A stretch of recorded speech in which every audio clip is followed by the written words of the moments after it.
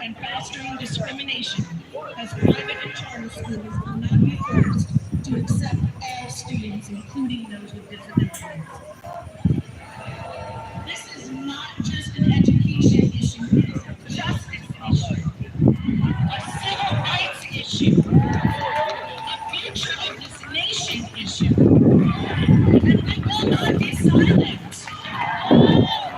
We are here today to demand better, to demand that lawmakers fund our public schools, to demand that teachers be treated with dignity and respect they deserve, to demand that every student has access to the resources they need to thrive, and to insist that all students at every education level receive robust opportunities that include scholarships, curriculum, and clubs geared towards who they are.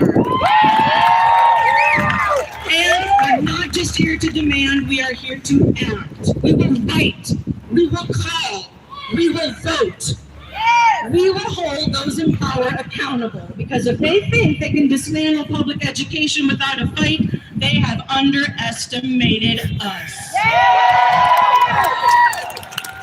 This is our moment. This is our movement. We stand together for our students, for our teachers, and for our future. We will not back down or be silenced. We will fight for public education, because public education fights for all of us.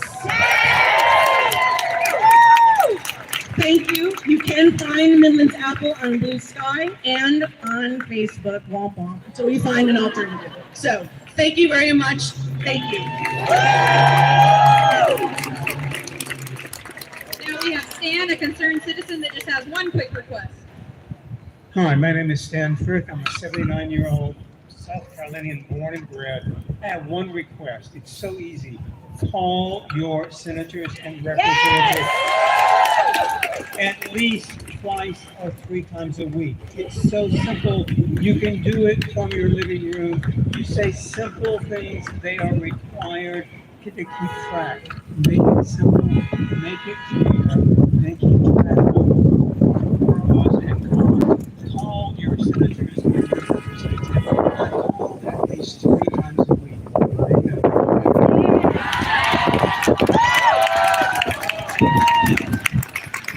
Now this is a call for Sam Gibbons.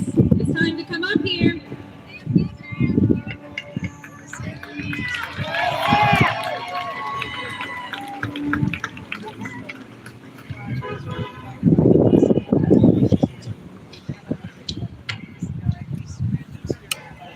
Out of many, one. You gotta put it a little bit closer. All right, how about this? Out of many, one. That's the motto of the United States. That is the motto by which we showed the British what happens when you act with tyranny.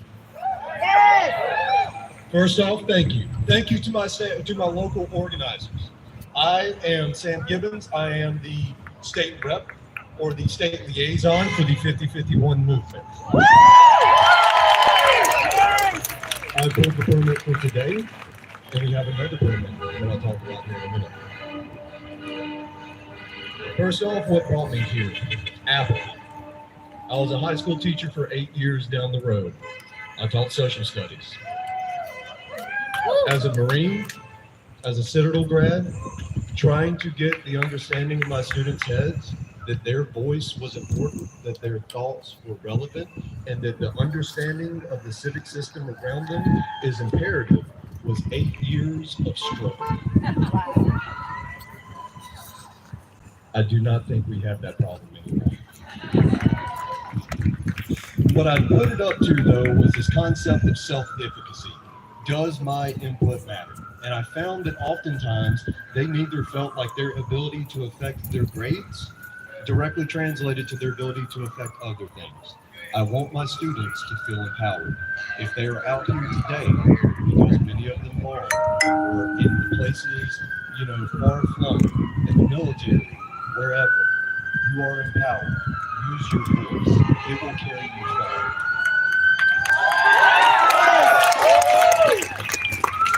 So, enough about me. What is 5051? 5051 is a movement to move the needle. What do I mean by that?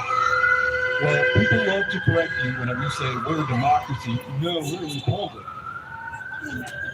Okay? It exists on a spectrum, all right, from a democracy all the way over to what we want to avoid, autocracy. Unfortunately, for a long time, we've been stuck somewhere along the lines of oligarchy. Yes!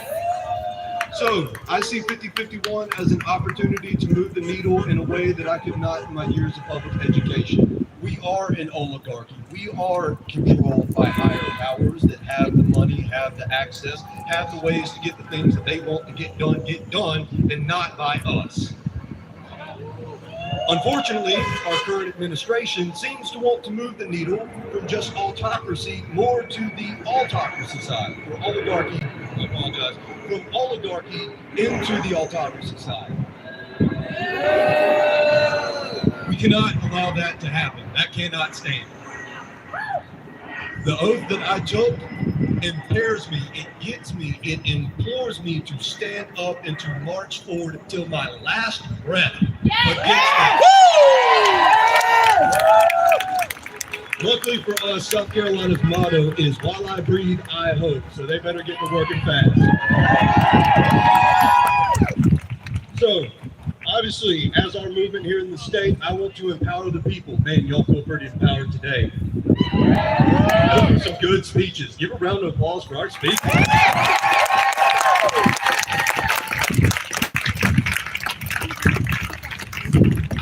Currently, our movement, I would say, has a pretty strong tip. That's fine. That's the way that most social movements go. They start off with one group that is represented and is upset, and as time goes on, they tend to grow. I see a lot of support for Ukraine here, right? That's America's worldview. I've talked with several veterans within the crowd. Every veteran I meet is another good hand because let me tell you, we're serious. We took that oath. So that's what I extend to y'all. As our movement continues to grow and people that maybe did not vote the same as us or maybe have different political views show up, that we welcome them because our fight is with the administration, not with each other. If we're going to use the phrase "we the people," we better mean we the people. The other one, and this is hard, especially because of my history, nonviolence.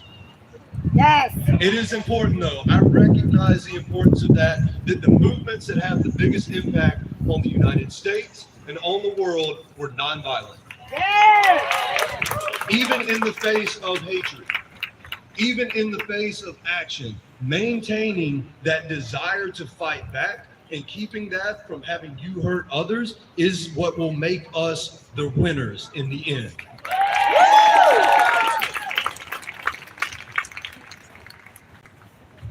So here's what I want y'all to do. Y'all are fired up. Y'all are frustrated. Y'all need to channel that frustration. Channel it into good works. They have given you examples of community groups that you can get involved with. And with that being said, our next permit is for the 8th. Saturday, around the state, I am having my organizers try and direct their groups of people to Columbia. We want to have almost an expo of local organizations that can take that energy that you have and put it to good use. Though you may not, or though we may not always hold a protest, I guarantee you there's action to be had. I don't want to occupy so much of your bandwidth that you can't go pursue the things that are relevant to you.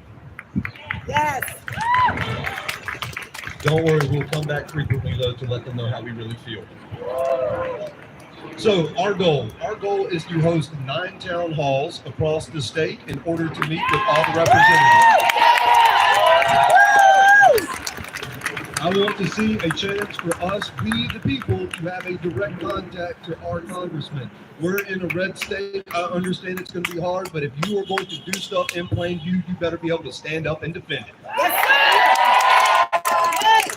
And as I close, because of my military mindset, my international politics, military affairs major, I'm just immersed in that. And I do apologize whenever I get into it. But the other night, I saw the letter from the Secretaries of Defense to Congress. It gave me hope. It was validated for me to see the generals that I respected most come forward and say, no, this is not right. This is not how we do business. So as I close, I will give you their parting words to Congress. We are not asking for a favor. We are asking you to do your job.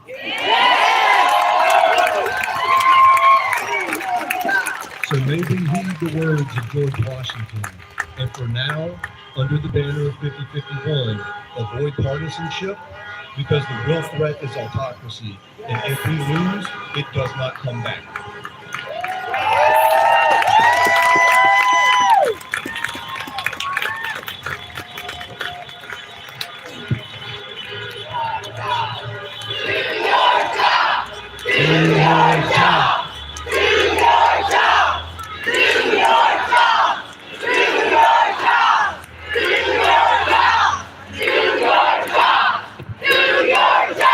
Thank you everybody for coming.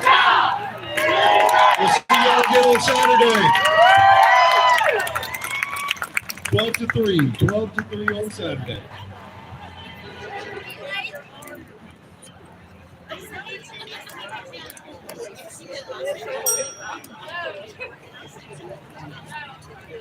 We do have Facebook, right? 5051 on Facebook. I apologize, I'm bad at this. I'm new. You can yell at me, it's fine. So we have 5051 on Facebook. that'll be our main point of contact and until we can figure out something better. But as many people as possible.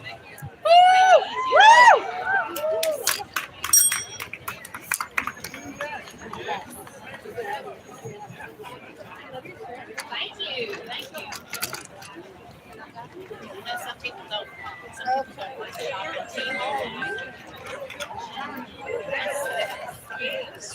And there's this, you know, because I have one that's that pie that says it's, you know, with the gay rights, and it's, you know,